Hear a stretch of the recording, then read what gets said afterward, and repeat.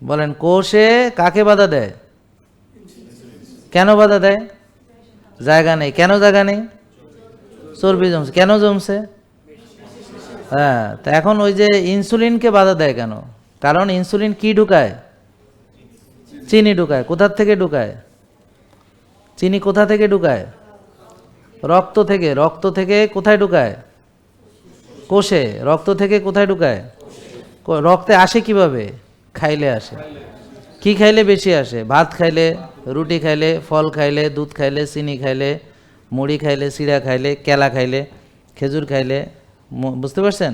তাহলে এবার গুড় খাইলে। তাহলে এখন বলেন কিভাবে বেশি আসে, বুঝছেন? মানে খাবার থেকে চিনি আসে কিভাবে আসে? আমি যেই চিনিযুক্ত খাবার খাই তাইলে আসে। আর কিভাবে আসে চিনি? খাবার না খাইলেও আসতে পারে। টেনশন করলে, এই তো সাবাস, টেনশন করলে আসবে।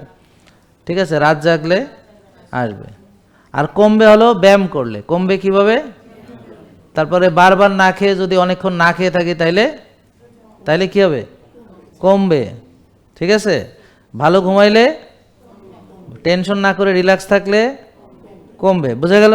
পরিমিত খেলে, ভালো খাবার খেলে কমবে। আর যেই খাবারে চিনি ঢুকে না ওরকম খাবার খেলে চিনি বাড়বে না, রক্তে চিনি আসবে না। এইটা ভালো করে বুঝতে হবে। এইটাই হচ্ছে আসল কথা। এটা বুঝলে সব শেষ।